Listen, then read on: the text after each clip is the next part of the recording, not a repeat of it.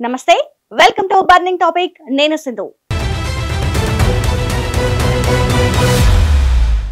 America అధ్యక్షుడు Donald Trump Bharat పై భారీగా టారిఫ్లు విధించడం ద్వారా ఆర్థికంగా ఒత్తిడి తెచ్చేందుకు ప్రయత్నించారు.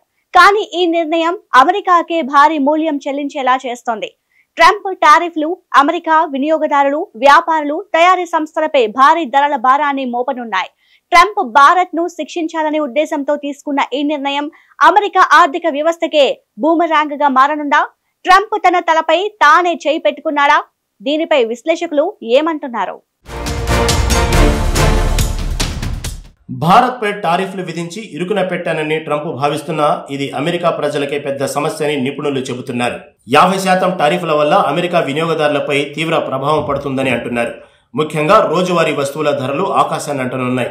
భారత్ నుంచి దిగుమతి అయ్యే auto parts, IT hardware, textiles, industrial chemicals వంటివి అమెరికా తయారీ, రిటైల్ రంగాల్లో విస్తృతంగా ఉపయోగిస్తారు. అమెరికాలో టారిఫ్లతో వస్తువుల దిగుమతి ఖర్చులు పెరగడం వల్ల వ్యాపార సంస్థలు ఆ ఖర్చును వినియోగదారులపై మోపుతాయి. ఇప్పటికే ద్రవ్యోల్బణం ఎక్కువగా ఉన్న సమయంలో ఈ అదనపు భారం ఫెడరల్ రిజర్వ్కు తలనొప్పిగా మారుతుందని అంటున్నారు.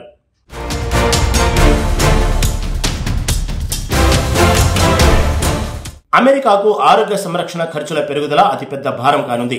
భారత్ ప్రపంచవ్యాప్తంగా 40% జనరిక్ డ్రగ్స్ సరఫరా చేస్తుంది. ఇవి అమెరికా మార్కెట్లో కీలకం. ప్రస్తుతం ఫార్మా రంగానికి ఈ టారిఫ్ల నుంచి మినహాయింపు ఉన్నప్పటికీ భవిష్యత్తులో ఈ మినహాయింపు ఎత్తివేయచ్చు అనే భయం ఉంది. ఒకవేళ మినహాయింపు ఎత్తివేస్తే వినియోగదారుల ఔషధ ధరలు, ఇన్సూరెన్స్ చెల్లింపులు, మెడికేర్ ఖర్చులు, ఆసుపత్రుల సేకరణ ఖర్చులు గణనీయంగా పెరుగుతాయి. పెరిగిన టారిఫ్లు అమెరికా వ్యాపారాల సప్లై చైన్లకు బ్రేక్ వేయనుంది. భారత్ నుంచి దిగుమతి అయ్యే active pharmaceutical ingredients, speciality chemicals, software services వంటివి అమెరికా కంపెనీలకు కీలకం. 50% టారిఫ్ల వల్ల ఈ సరఫరా గొలుసుల్లో అనిశ్చితి, ఆలస్యం, ఖర్చు పెరుగుదల, లాజిస్టిక్ సమస్యలు తలెత్తుతాయి. దీనివల్ల కెమికల్స్, ఎలక్ట్రానిక్స్, లైఫ్ సైన్సెస్ రంగాలు తీవ్రంగా దెబ్బతినే అవకాశం ఉంది.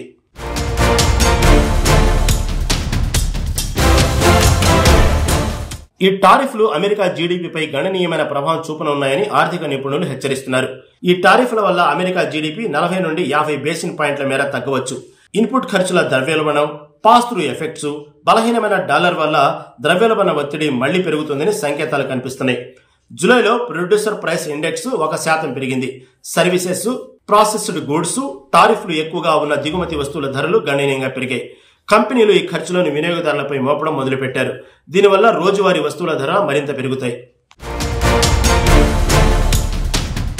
ఈ టారిఫ్లు అమెరికా ఉద్యోగాలు, తయారీ రంగాలపై కూడా ప్రతికూల ప్రభావం చూపనున్నాయి. ఈ టారిఫ్ల వల్ల అమెరికా ఆర్థిక వ్యవస్థకు ఎలాంటి ప్రయోజనం ఉండదు.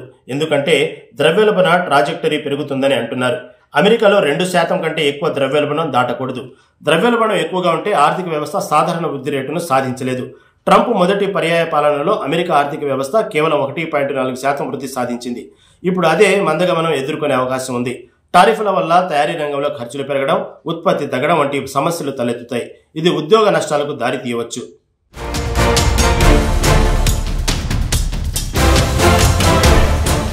ఈ టారిఫ్లు భారత్ అమెరికా వ్యూహాత్మక భాగస్వామ్యానికి దీర్ఘకాలిక నష్టం కలిగించనున్నాయి.